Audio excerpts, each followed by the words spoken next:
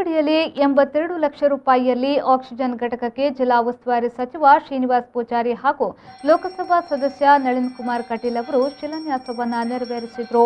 ಈ ಸಂದರ್ಭದಲ್ಲಿ ಮಾತನಾಡಿದ ಸಚಿವರು, ಬೆಳ್ತಂಗಡಿಯಲ್ಲಿ ನಿಮಿಷಕ್ಕೆ 392 ಲೀಟರ್ ಆಕ್ಸಿಜನ್ ಉತ್ಪಾದಿಸುವ ಗುರಿ ಹೊಂದುವ ಘಟಕಕ್ಕೆ ಈಗಾಗಲೇ ಶಿಲಾನ್ಯಾಸವನ್ನು ಮಾಡಿದ್ದೇವೆ। ಇದಕ್ಕಾಗಿ ಶ್ರಮಿಸಿದ ಶಾಸಕ ಹರೀಶ್ ಪೂಂಜಾ ಹಾಗೂ ರಾಜ್ಯ ಸರ್ಕಾರಕ್ಕೆ ಅಭಿನಂದನೆಯನ್ನ ತಿಳಿಸಿದರು।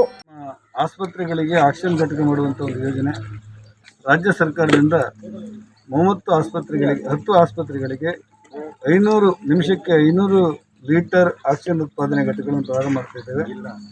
ಇಲ್ಲಿ ನಮ್ಮ ಜಿಲ್ಲೆಯಲ್ಲಿ ಬೆಳ್ತಂಗಡಿ ತಾಲೂಕಲ್ಲಿ ಇವತ್ತು ಶಿಲಾನ್ಯಾಸ ಮಾಡಿದ್ದೇವೆ। 390 ಲೀಟರ್ ನಿಮಿಷಕ್ಕೆ ಉತ್ಪಾದನೆ ಆಗುವಂಥ ಸುಮಾರು 84 ಲಕ್ಷದ ಆಕ್ಸಿಜನ್ ಘಟಕವನ್ನು ಇಲ್ಲಿ ಉತ್ಪಾದನೆ ಮಾಡಲಾಗುತ್ತೆ। ಇದಕ್ಕೆ ಸಹಕಾರ ಮಾಡಿದಂಥ ನಮ್ಮ ರಾಜ್ಯ ಸರ್ಕಾರಕ್ಕೆ ಮತ್ತು ಕೇಂದ್ರ ಸರ್ಕಾರಕ್ಕೆ ವಿಶೇಷವಾಗಿ ಈ ಪ್ರದೇಶಕ್ಕೆ ಆಕ್ಸಿಜನ್ ಘಟಕ ಬೇಕು ಅಂತೇಳಿ ಬಹಳ ಒತ್ತಾಯಪೂರ್ಣವಾಗಿ ಇದನ್ನು ಅಧಿಕೃತವಾಗಿ ಪ್ರಾರಂಭ ಮಾಡ್ತಿರುವಂಥ ನಮ್ಮ ಹರೀಶ್ ಪೂಂಜಾರ್ ಅವರು ಬೆಳ್ತಂಗಡಿ ಶಾಸಕರಿಗೆ, ಕೇಂದ್ರ ಸರ್ಕಾರದ ನಮ್ಮ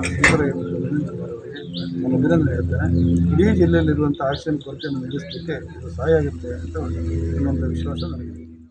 ನಂತರ ತಾಲೂಕಿನ ಎಲ್ಲ ಅಧಿಕಾರಿಗಳ ಸಭೆ ನಡೆಸಿದ ಸಚಿವರು ಹಾಗೂ ಸಂಸದರು ಕೊರೋನಾ ಬಗ್ಗೆ ತೆಗೆದುಕೊಂಡ ನಿರ್ಧಾರದ ಬಗ್ಗೆ ಸಮಾಲೋಚನೆ ನಡೆಸಿದರು।